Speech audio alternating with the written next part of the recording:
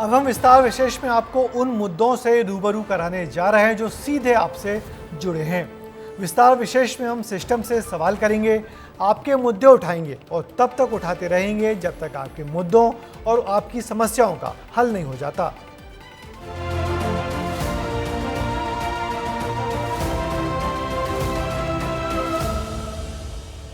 तो आपने कभी ऐसा अस्पताल देखा है जहां इलाज कब मिलेगा ये तो पता नहीं, सिर्फ पर्चा बनवाने के लिए है 4 से 5 घंटे तक लाइन में खड़ा रहना पड़ता हो, भले ही इस दौरान मरीज तड़पता रहे। ग्वालियर के जया रोग अस्पताल में मरीज आजकल इसी परेशानी से गुजर रहे हैं। यहाँ इलाज से ज़्यादा पर्चा बनवाना कठिन हो गया है, यानी अव्यवस्थाओं ने इलाज को ही दर्द बना दिया। मरीजों की परेशानी को लेकर देखिए हमारी ये खास रिपोर्ट।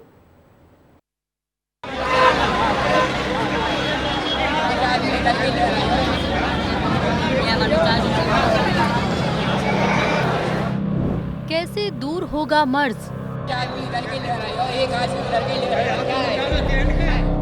जब पर्चा बनवाने में ही इतना दर्द। ये तस्वीरें किसी राशन दुकान की नहीं, बल्कि ग्वालियर अंचल के सबसे बड़े अस्पताल जया रोगे की हैं। दर्द और बीमारियों से पीड़ित लोग यहाँ राहत की उम्मीद लेकर पहुँचते हैं, लेकिन यहाँ उन्हें पर्चा बनवाने के नाम पर परेशानियां भुगतनी पड़ रही हैं। ग्वालियर चंबल संभाग के सबसे बड़े जया रोग अस्पताल में इलाज कराने से ज़्यादा मरीजों को अब पर्चा बनवाना कठिन हो गया। आप देख सकते हैं कि यहाँ पर मरीज पिछले कई घंटों से पर्चा बनाने के लिए लाइन में लगे हैं, लेकिन हालात ये है कि जो ओपीडी की जो समय है सुबह 8 से 1 बजे तक है, लेकिन स्थिति यह है कि जो यहाँ पर जो मरीज है वह 5 से 6 घंटे लाइन में लगे रहते हैं और इसके बाद भी पर्चा नहीं बन पा रहा है। काफ़ी बुरी हालत है उनकी। अस्पताल में इलाज से ज्यादा कठिन पर्चा बनवाना हो गया है। ज्यादातर मरीज गंभीर बीमारियों के हैं, जिनके लिए ये पीड़ा बीमारी से ज्यादा है। किसी के घुटने इस लायक नहीं कि वो खड़े भी हो सके। किसी की उम्र 4-5 घंटे धूप में खड़े होने की इजाजत नहीं देती, तो कई कैंसर और हार्ट के मरीज भी लाइन में लग रहे हैं। कुछ बुजुर्ग बाबा जी हैं जो सुबह से इस लाइन में लगे हैं। लाइन में कब से लगे? बहुत देर की, 1 घंटा के लिए लगी। हमें को पूछा में देखो साहब हमारी सूजन पावन पे सूजन देखो आप है कि नहीं है, झूठी। दादाजी खुद मरीज हैं और पर्चा बनवाने के लिए लाइन में लगे हैं और पूरा शरीर पर सूजन है, लेकिन इसके बावजूद भी यहाँ पर जो अव्यवस्था है वो पूरी तरह से फैली है। परेशानी सिर्फ इतनी नहीं है कि पर्चा बनवाने के लिए 4 से 5 घंटे लाइन में लगना पड़ता है, बल्कि ये भी है कि घंटों लाइन में लगने के बाद भी कई बार टाइम से पर्चा नहीं बनता और लोगों को बिना इलाज के ही वापस लौटना पड़ता है, क्योंकि ओपी का टाइम सुबह 8 बजे से दोपहर 1:30 बजे तक ही रहता है और ये टाइम मरीजों का लाइन में लगे लगे ही निकल जाता है, जबकि कई मरीज दूर दूर से इलाज की आस में यहाँ पहुँचते हैं। कोलार अस्पताल के पास से। क्या बीमारी है आपको? कैंसर की बीमारी। पर्चा कब से नहीं बना? कल के आए डरिया जिले पर्चा नहीं बनो कल से। आज भी लाइन में कब से लगी? सवेरे 7 बजे की, अभी तक नहीं बनो जब तक डॉक्टर ही भग जाएंगे। अब डॉक्टर ही नहीं मिलेंगे, अब कब हो इलाज? भूखे प्यासे हो जाएगा, हम खाना माना खा रहा कोई, हम तो भूखे डरे हैं। सर मेरा मरीज सीपरी से आया हुआ है और मरीज कार्डियोलॉजी में बैठा हुआ है। यहाँ मैं बगैर 2-3 घंटे से इंतजार कर रहा हूँ और आभा से ऑनलाइन मतलब जो उसका बनवाना पड़ता है, टोकन सिस्टम लेना पड़ता है और फिर यहाँ से फिर उसका पर्चा बन के फिर डॉक्टर को दिखाना पड़ता है और पेशेंट को यहीं बैठना पड़ेगा और कल तक के लिए इसका इंतजार करना पड़ेगा। अब ये भी समझ लेते हैं कि जिस अस्पताल में ग्वालियर चंबल के अलावा उत्तर प्रदेश, राजस्थान से लोग आते हैं, वहाँ इतनी अव्यवस्था क्यों फैली? शासन ने आभा कार्ड का रजिस्ट्रेशन अनिवार्य किया। मरीज को आभा ऐप डाउनलोड करना जरूरी हो गया। आधार और मोबाइल नंबर से ऐप को लिंक करना होता है। पर्ची बनाने वाली विंडो के पास स्कैनर लगाया गया है। स्कैनर को स्कैन करने पर ही टोकन जनरेट होता है। टोकन बताने के बाद ही मरीज का पर्चा बन पाता है। सर्वर डाउन होने से भी पर्चा बनाने में देरी हो जाती है। अचानक व्यवस्था बदली तो अव्यवस्था फैल गई। कई मरीजों को इसकी जानकारी नहीं है, तो कई मरीजों को ऑनलाइन प्रक्रिया समझ भी नहीं आती। जिम्मेदार भी इस बात को समझ रहे हैं, लेकिन व्यवस्था कैसे सरल हो, इसका जवाब अभी तक उनके पास नहीं है। थोड़ा सा व्यवस्था परिवर्तन हुआ है, जिसमें हमने सभी आने वाले मरीजों को आभा के तहत रजिस्टर, स्कैन एंड शेयर ये दोनों प्रोसेस रखे हुए हैं। अब आप जानते हैं कि जब व्यवस्था परिवर्तन होता है थोड़ी कठिनाइयाँ उत्पन्न होती हैं। सभी से मेरा अनुरोध यही है कि सहयोग करें। कुछ सर्वर के इशू उसमें आ रहे हैं, बाकी मैंने आवा मित्र और कई सारे वहाँ अपॉइंट कर दिए हैं। सवाल यहाँ नई व्यवस्था पर नहीं है, सवाल अस्पताल में फैली अव्यवस्था का है, क्योंकि ये वो जगह है जहाँ परेशानियों और दर्द से जूझ रहे लोग पहुँचते हैं और ऐसे में इलाज के नाम पर इतनी परेशानी उन्हें और बीमार कर रही है।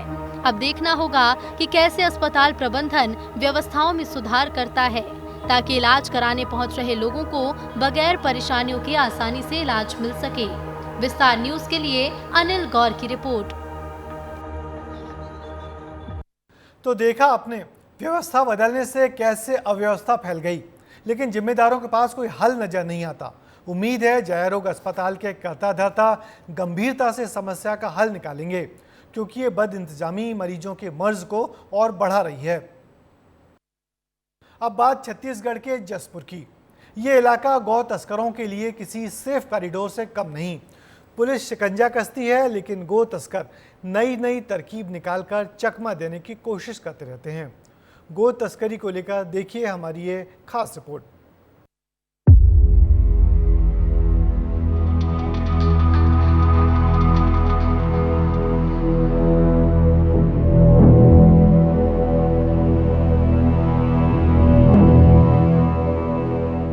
छत्तीसगढ़ के बॉर्डर एरिया में गौ तस्करों के हौसले लगातार बुलंद हो रहे हैं। गौ तस्करी छत्तीसगढ़ पुलिस के लिए चुनौती बनी हुई है। पुलिस कार्रवाई करती है, लेकिन गौ तस्कर हर बार नई नई तरकीब निकालकर पुलिस की चुनौतियों को और बढ़ा देते हैं। लोदाम जसपुर जिला का बॉर्डर एरिया है और यहाँ पे लगातार तस्करी हो रही थी। तस्कर के हौसले इतने बुलंद हो गए थे कि तस्कर नेशनल हाईवे 43 से तस्करी कर रहे थे। लोदाम ये इलाका जशपुर जिले में झारखंड सीमा से लगा है।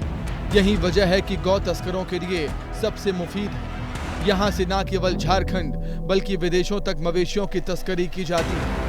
हाल ही में हुई कार्रवाई से खुलासा हुआ है कि गौ तस्कर किस तरह से मवेशियों से भरे वाहनों पर खाली कैरेट रखकर पुलिस को गुमराह कर रहे हैं। किस तरह तस्कर पुलिस को गुमराह करने के लिए खाली कैरेट का इस्तेमाल करते हैं, तस्वीरों में हम आपको दिखाएंगे। देखिए ये खाली कैरेट, इसे गाड़ी के पीछे में लगा दिया जाता है इस कैरेट को, ताकि देखने से ये लगे कि इसमें खाली कैरेट है। हालांकि पुलिस भी गौ तस्करों से एक कदम आगे नजर आई और सड़क पर कीलें लगाकर गौ तस्करों की साजिश को नाकाम कर दिया। उन्हें बॉर्डर पार करने से रोक दिया।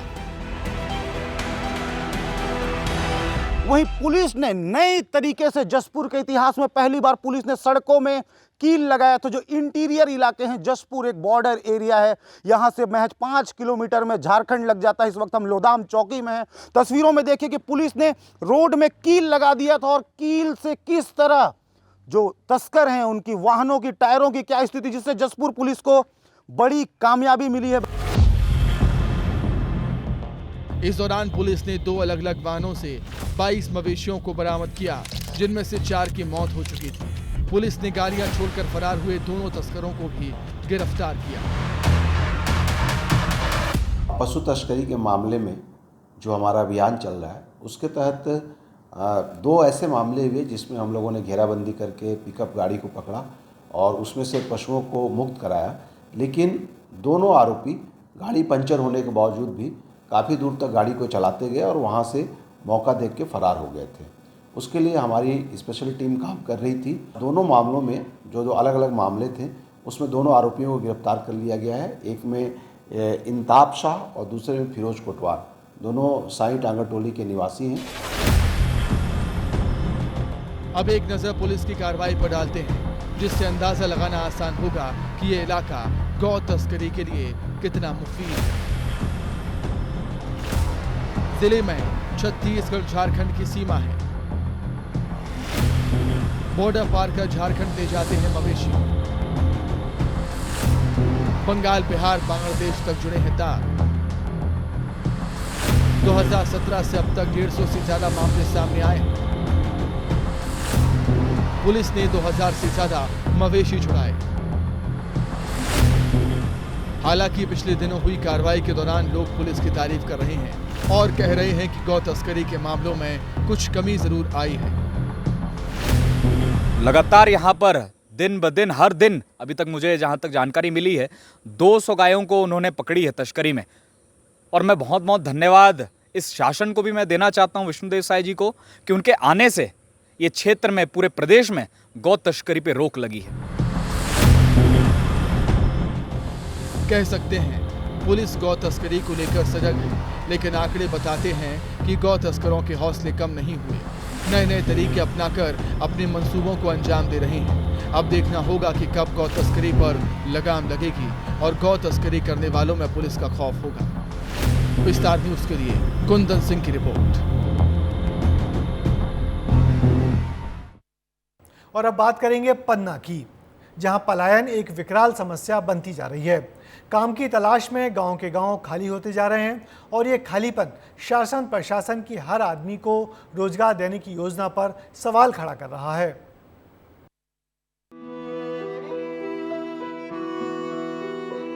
घरों की चौखट पर ताले डले हैं, आंगन सूने हो गए, गलियों में सन्नाटा पसरा हुआ है।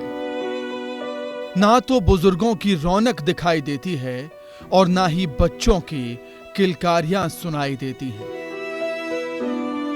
और घरों में जो लोग दिखते हैं वो अपनों का इंतजार कर रहे हैं। आंखें राह तक रही हैं और सवाल पूछती हैं कि आखिर तुम कब आओगे। हमारे मम्मी पापा लोग बाहर जाते हैं हमें छोड़कर और हम छात्रावास में रहते हैं, वहाँ से पढ़ते हैं दिल्ली बम्बई। किस लिए? काम करने के लिए। कब आते हैं? साल बाद, 1 साल बाद। पन्ना के पगरा गांव में ये सन्नाटा पलायन की वजह से है। काम की तलाश में लोग बेघर हो गए, घर द्वार छोड़कर परदेसी हो गए। कोई दिल्ली तो कोई मुंबई की तरफ चला गया।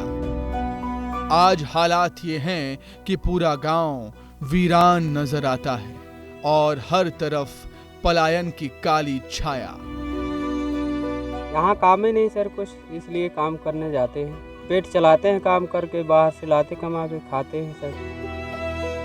काम मिलता है तो ज़्यादातर नहीं मिलता है, थोड़ा बहुत मिलता है, उतना से काम नहीं चल पाता है, तो इसलिए हम बाहर जाना ही पड़ता है। उसमें वहाँ पर कहा कि बंदेजू काम मिल जाता है, यहाँ पर हफ्ते 10-15 दिन ऐसे मिल जाता है, तो क्या होता है इतना में।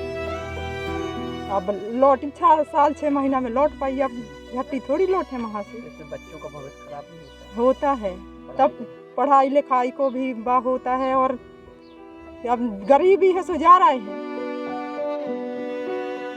पलायन की सबसे बड़ी वजह रोजगार की कमी है। गांव में काम मिले तो लोगों को बाहर नहीं जाना पड़ेगा। पगरा गांव में 500 से ज्यादा मजदूर हैं।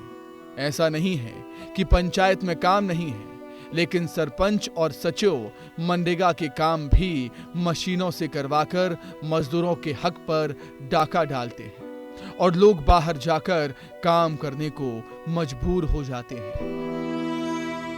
अभी हम खड़े हैं गुनौर विधानसभा के अमानगंज के पगरा गांव में। यहाँ पर 500 से 700 लेबर है जो इनको हमेशा दिल्ली बम्बई भोपाल जाना पड़ता है मजदूरी के लिए, लेकिन ग्राम पंचायत में यहाँ काम नहीं मिलता है। यहाँ पर तालाब का काम होता है, नालियों का काम हो रहा है, सब मशीनों से काम हो रहा है। जितने भी काम होते हैं सब मशीनों से होते हैं और जितने काम आते हैं तो बड़े लोगों के हाथ में रहते हैं सारे काम, छोटे गरीब आदमी के हाथ में नहीं रहता कुछ भी। अगर कोई बोलना चाहता है तो यहाँ पे बोल भी नहीं पाता है, क्योंकि जो सरपंच सेक्रेटरी हैं उनके अनुसार सारे काम होते हैं। हमें क्या करना, बच्चे पढ़े, हमारी बच्चे के पढ़ने के लिए पैसा नहीं पूछते, फीस के लिए तो दिल्ली जाना पड़ता है। अपना कोई छोटी मोटी खेती है का देकर तो गाने रख के पैसे देती है। काम के लिए दिल्ली चले गए, हरियाणा चले गए, बम्बई चले गए, कोई जहाँ मिला वहाँ चले गए। बच्चे बाहर जाए जो क्या करें, भूखा थोड़ी मारे। तो जब हम लोगों से के है ही ना को मजदूरी में लग रहा है ही ना को, तो हम लोग क्या करेंगे। पलायन ये समस्या छोटी नहीं है, ये वो दीमक है जो गांव के गांव को उजाड़ देती है। गांव के गांव वीरान हो गए, परिवार से दूर हो गए मजदूर, बच्चों की शिक्षा पर असर हो रहा है।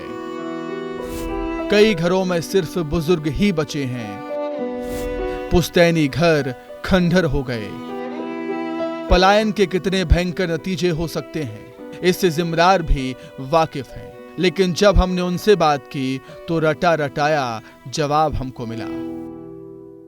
पलायन के लिए एक तो मनरेगा सबसे बड़ी योजना है जो स्थानीय स्तर पर, ग्राम स्तर पर 100 दिन के रोजगार की जो गारंटी देता है। इसके अलावा भी अन्य विभागों के जो ग्राम स्तरीय कार्य उपलब्ध हैं उनमें भी सभी विभागों के समन्वय से कार्य योजना बनाई जा रही है कि स्थानीय स्तर पर अधिक से अधिक लोग कार्य करें और उनको पलायन की स्थिति पलायन के तौर पर वो बाहर ना जाएं।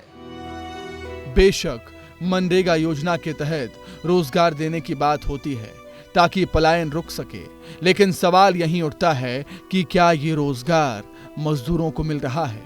क्योंकि अगर ये रोजगार होता तो शायद पगरा जैसे गांव वीराने के मुहाने पर ना खड़े होते और ना ही कई परिवारों को अपना घर छोड़कर बाहर जाना पड़ता। विस्तार न्यूज के लिए सौरभ साहू की रिपोर्ट।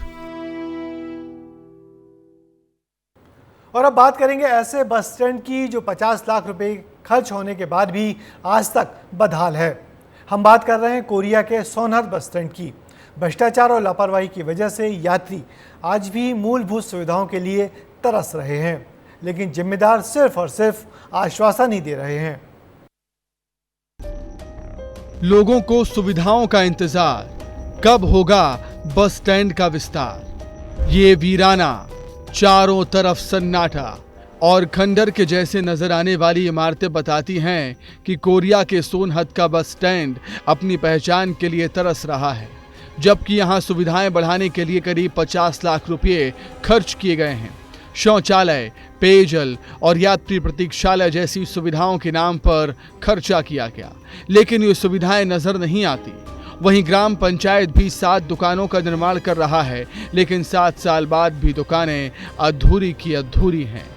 यहाँ पे पिछले 2 साल से मैं दुकान कर रहा हूँ, लेकिन और भी कई सारे दुकानें हैं यहाँ पे, लेकिन जब यहाँ पे यात्री रुकते ही नहीं है, बस भी नहीं रुकती है, तो दुकान ठीक ठाक चलता नहीं है।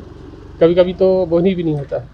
यात्रियों के लिए सुविधा तो यहाँ पर कुछ भी नहीं है। बस निर्माण जो दुकान बनी हुई है वो नीलामी भी नहीं हो पाई है, बस ऐसे ही ताला लगी हुई है। और जो 7 पीछे जो रूम बनी है वो आधा अधूरा निर्माण हुआ है। सुविधाओं की कमी और बसों का स्टैंड पर ना रुकना इस बदहाल होते बस स्टैंड की कहानी है। 50 लाख रुपए का खर्च और 7 साल का लंबा वक्त, लेकिन बस स्टैंड गुलजार नहीं हो पाया। वहीं अधिकारी इस बात से अनजान है कि विस्तार न्यूज ने मामला उठाया तो अब जल्द ही सुविधाओं को दुरुस्त करने की बात कही जा रही है। नए बस स्टैंड के मामले का जो इशू है ये अभी मेरे संज्ञान में आया है, और यदि वहाँ पे शौचालय नहीं है तो निश्चित रूप से हम इसमें पता करवाएंगे जनपद सीओ साहब से क्यों नहीं है, और यदि आवश्यकता हो तो सामुदायिक शौचालय वहाँ पे तत्काल हम स्वीकृति करेंगे और पेयजल की व्यवस्था करने के लिए संबंधित ग्राम पंचायत को निर्देश दिए जाएंगे। इसको मुझे चेक कराना पड़ेगा कि दुकान निर्माण की जो आप बात कर रहे हैं वो किस कारण से रुका हुआ, किस कारण से पूरा नहीं हो पाया। एक बार तथ्यात्मक रिपोर्ट मेरे पास आ जाए ताकि आगामी कार्रवाई हम कर सकें। इसे रुपयों की बर्बादी कहेंगे, जिम्मेदारों की लापरवाही कहेंगे, या फिर सुविधाओं की कमी से बदहाली, जो भी नाम दें, लेकिन सवाल तो सिस्टम पर ही उठेगा और जवाब भी देना होगा कि आखिर 50 लाख खर्च करने के बाद बस स्टैंड बदहाल क्यों है, क्योंकि ये मामला सीधा रोजाना सफर करने वाले हजारों लोगों से जुड़ा हुआ है। विस्तार न्यूज के लिए शैलेश गुप्ता की रिपोर्ट। अब खबर देखिए श्योपुर के विजयपुर से। यहाँ अस्पताल के कर्मचारियों के लिए करीब 1 करोड़ रुपए की लागत से बिल्डिंग बनवाई गई, लेकिन कर्मचारियों के रहने से पहले ही ये बिल्डिंग कबाड़ होती जा रही है। क्या है वजह और जिम्मेदार क्यों नहीं दे रहे ध्यान, देखिए इस रिपोर्ट में।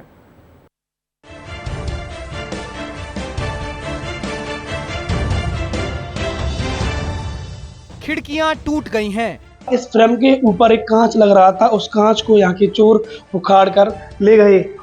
दरवाजे चोर ले गए हैं। ये यहाँ गेट लगा हुआ था, इस गेट को भी चोर उखाड़ कर ले गए। हर तरफ धूल और गंदगी का अंबार है। इस बिल्डिंग को कबाड़ खाने में तब्दील कर दिया गया है। बाथरूम कबाड़ हो रहे हैं। हॉस्पिटल की दवाइयाँ हैं वो कबाड़ खाने में डली हुई हैं। और लाखों रुपए यूं ही बर्बाद हो रहे हैं। 108 एम्बुलेंस गाड़ियाँ होती हैं उनके कागज भी यहाँ कबाड़ खाने में मिले हैं। ये तस्वीरें श्योपुर के विजयपुर की है, जहां अस्पताल के कर्मचारियों के लिए ये बिल्डिंग बनवाई गई। कोशिश नेक थी, बिल्डिंग बनकर तैयार तो हो गई, लेकिन यहाँ कर्मचारियों के रहने के पहले ही बिल्डिंग कबाड़ होती जा रही है। यहाँ पे चोर सामान ले गए, ताला तोड़ ले गए, और अगर चौकीदार होता तो आज ये स्थिति में ना पहुंचती। इसमें कोई रहता नहीं है, करता नहीं है, तो पूरे चोर आते हैं और सामान ले गए, खिड़की तोड़ दी। कोई मतलब नहीं है, करोड़ों रुपए खर्च करके ये बनाया था, क्या मतलब है इसका? सरकार को सोचना चाहिए। इसमें कोई चौकीदार वगैरह होता तो ये नहीं होता ना उसमें। विस्तार न्यूज ने जब बिल्डिंग का जायजा लिया तो तस्वीरें हैरान करने वाली थीं। बिल्डिंग की दुर्दशा हो रही है तो दवाइयों और 108 एम्बुलेंस के हिसाब किताब के दस्तावेज कबाड़ में डले मिले। हमने जब अधिकारियों से बात की तो पता चला कि यहाँ कर्मचारी ही रहने को तैयार नहीं है। अभी वहाँ कोई रह नहीं रहा है, क्योंकि बिल्डिंग ही है, केवल हॉस्पिटल नहीं है वहाँ पे, तो हो सकता है साफ सफाई नहीं हुई हो। वहाँ पे अभी हॉस्पिटल नहीं बना है, जैसे ही हॉस्पिटल बन जाए तो फिर उसको लोग वहाँ पे रहना शुरू करेंगे, तभी उसका रख रखाव किया जा सकेगा। दरअसल इस बिल्डिंग का निर्माण 99 लाख रुपए की लागत से हुआ है। 2018 में इस बिल्डिंग का काम शुरू हुआ था और ठेकेदार ने 2020 में ही पूरा काम कंप्लीट कर दिया। लेकिन 4 साल से ये नई बिल्डिंग बिल्कुल खाली पड़ी हुई है, यानी ये पूरा काम बगैर प्लानिंग के किया गया। अस्पताल बना नहीं और कर्मचारियों के लिए बिल्डिंग बना दी गई। ऐसे में अब कर्मचारी रहने को तैयार नहीं है और 99 लाख रुपए यूं ही बर्बादी की कगार पर है। लाखों रुपए की लागत से बनाई गई ये बिल्डिंग अब कबाड़ खाने में धीरे धीरे तब्दील हो गई, धूल खा रही है। लेकिन इसके जो जिम्मेदार नुमाइंदे हैं, इनका इस ओर कोई ध्यान नहीं है। अब देखने वाली बात तो यह है कि आखिर खबर दिखाने के बाद जिम्मेदार नुमाइंदे इस ओर ध्यान लेते हैं या नहीं, या फिर लाखों रुपए की बिल्डिंग धूल खाती रहेगी। कैमरा पर्सन महेश कुशवाहा के साथ विस्तार के लिए श्योपुर से हेम कुमार तिवारी। तो हमने आपको आपसे जुड़ी हुई खबरें दिखाई, आपके मुद्दे उठाए। आगे भी हमारी कोशिश रहेगी कि विस्तार विशेष में आपके मुद्दों, आपकी खबरों को प्रमुखता से जगह मिले। अब मुझे दीजिए इजाज़त, आपसे फिर होगी मुलाकात आपकी खबरों के साथ। तब तक के लिए नमस्कार।